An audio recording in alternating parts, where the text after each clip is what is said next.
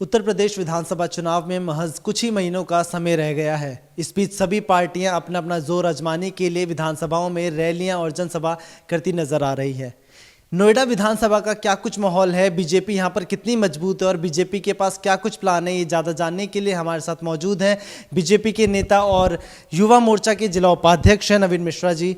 नवीन जी, खुद योगी आदित्यनाथ नोएडा आए थे, रैली करी थी, आप युवा मोर्चा के उपाध्यक्ष हैं। क्या लगता है युवाओं के लिए क्या अच्छा प्लान है बीजेपी के पास? देखिए, मैं भारतीय जनता पार्टी का एक सिपाही हूँ और यहाँ का जिला उपाध्यक्ष युवा मोर्चा का हूँ। और मेरे को लगता है कि भारतीय जनता पार्टी जैसी पार्टी आज तक अभी तक आई नहीं है। और ये एक ऐसी पार्टी है जो सबको सम्मान देती है और सबको एक अधिकार भी दे रही है और सबका काम भी कर रही है। इसमें योगी जी ने खुद एक ऐसा लोगों के लिए प्लान लिया है कि इसमें ना तो लोग करप्ट कर सकते हैं, चाहे वो उनके खुद के नेता हों, ना तो करप्शन कर सकते हैं, ना ही वो करप्ट हो सकते हैं। बस एक ईमानदारी के साथ सोच अच्छी लेके आप आइए और काम कीजिए। और मेरे को नहीं लगता है कि अभी तक युवा मोर्चा किसी भी बीजेपी या भारतीय जनता पार्टी के पदाधिकारी के ऊपर कोई भी ऐसे आरोप लगे हों कि उन्होंने कोई गमन किया है या कोई बेईमानी की है। एक मैं युवा हूँ, युवा मोर्चे का पदाधिकारी हूँ और मैं ये देख रहा हूँ, हम लोग को शुरुआत से ही बताया जा रहा है ये इस पार्टी में कि आप केवल लोगों के हक के लिए लड़िए, लोगों के कुछ काम करने के लिए लड़िए और वो उनका सहयोग कीजिए। ये नहीं कि आप उनके चीज़ों को ज़बरदस्ती उसमें उल्टे सीधे काम कर रहे हैं, जैसे कि और सरकारें हैं, सपा सरकार या कांग्रेस सरकार है।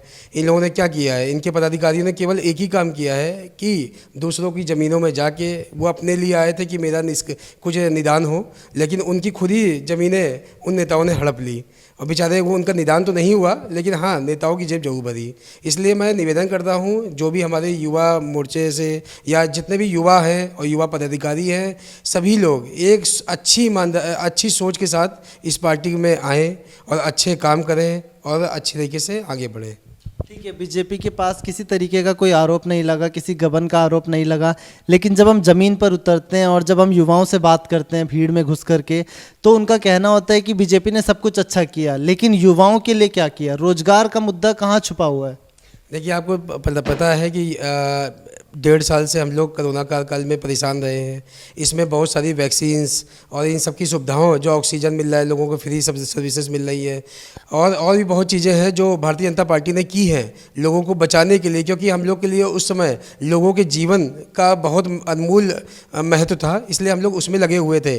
अब रही बात युवाओं को आगे बढ़ाने की, युवा को रोजगार देने की, तो भारतीय जनता पार्टी के नेता और जो हमारे माननीय सीएम साहब हैं, उन्होंने बहुत सारी स्कीम लाई हुई हैं और उसमें काम चल रहा है। वृद्धा लोगों के लिए पेंशन स्कीम लाए हुए हैं, युवाओं के लिए रोजगार की लगातार रोजगार के लिए मेला चल रहे हैं। अभी एक ग्रेटर नोएडा में हाल ही में मेला लगाया गया था जिसमें 40,000 लोगों का फॉर्म भरवाया गया है और उनको ससम्मान उनको नौकरी और कहीं ना कहीं उनको जॉब के लिए बात कर रहे हैं। लघु उद्योग भी लाए गए हैं, जिससे कि लघु उद्योग इसीलिए लाए गए हैं कि जब लघु उद्योग लगेंगे तो ये रोजगार मिलेगा।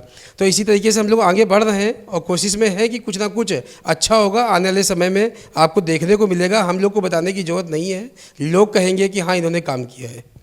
अच्छा, नोएडा विधानसभा से पंकज जी विधायक है, बीजेपी के नेता हैं, वो भी काफ़ी वरिष्ठ हैं। आपको लगता है कि विधायक जी ने नोएडा में जितनी मांगी थी, जितनी समस्याएं थी, उन सबको हल करने की कोशिश करी है और काफ़ी हद तक चीज़ें खत्म हो चुकी है? माननीय हमारे विधायक जी पंकज सिंह जी, जो पंकज भैया हैं, उनका तो नोएडा में बहुत योगदान है। और आपको पता है कि पंकज भैया वैसे भी प्रदेश के भी पदाधिकारी हैं, उनके पास और भी जिम्मेदारी है और वो भली प्रकार से हर एक जिम्मेदारी को निभाते हैं और यहाँ भी लोगों को समय देते हैं और यहाँ पर जनताओं के लिए काम करते हैं। और यहाँ पर हमारे जिला अध्यक्ष मनोज गुप्ता जी हैं हमारे बीच में, जो कि लगातार अपने कार्यालय में बैठे रहते हैं, कोई भी आके उनसे डायरेक्ट बात कर सकता है और वो कोशिश में रहते हैं कि कोई भी दुखी होकर ना जाए, वहाँ से उनको एक से एक सोल्यूशन या प्रॉपर उनका निस्तार किया जाए। अच्छा, आपकी नज़र में अगर मैं आपकी बात करूं, क्योंकि आप युवा हैं, युवा काफ़ी एक्टिव होते हैं चीज़ों को परखने में, चीज़ों को जांचने में, तो नोएडा में आपकी नज़र में और क्या क्या कमियां हैं जो अब आने वाले समय में पूरी हो जानी चाहिए, चाहे जो भी विधायक आए? देखिए, ये डेवलपमेंट है, डेवलपमेंट हमेशा चलता रहता है। आप एक जगह काम कंप्लीट करते हो, दूसरी जगह काम आ जाता है। आप खुद एक मकान बनाते हो, आपको थोड़े मकान में आप 1 साल रहते हो, आपको उसमें कुछ ना कुछ कमियां दिखने लगती है। ये डेवलपमेंट है, ये लगातार चलता रहेगा। नोएडा में आपको पता है कि इस समय नोएडा स्वच्छ अभियान में भी आ चुका है और ऑलरेडी यहाँ पर अवार्ड भी मिल चुका है, सबसे सफाई के मामले में भी और काम के मामले में भी। तो काम लगातार नोएडा में नंबर 1 या नंबर 2 में चल रहा है नोएडा का नाम। और नोएडा शहर को किसी को बताने की जरूरत नहीं, यहाँ सफाई भी है, डेवलपमेंट भी लगातार चल रहा है और आने वाले समय में लगातार इसी तरीके से डेवलपमेंट चलता रहेगा और ये आगे बढ़ते रहेंगे। शुक्रिया। तो हमारे साथ नवीन मिश्रा जी थे, जिनका साफ तौर पे कहना है कि बीजेपी लगातार नोएडा में युवाओं के लिए भी काम कर रही है और जो यहाँ की जनता है उनके समस्याओं को दूर करने का भी काम कर रही है। लेकिन ये तो आने वाला वक्त बताएगा कि जनता किसका साथ देगी। फिलहाल इस वीडियो में इतना ही। सनराइज न्यूज़ के लिए कैमरा पर्सन आकार के साथ मैं विशाल, धन्यवाद।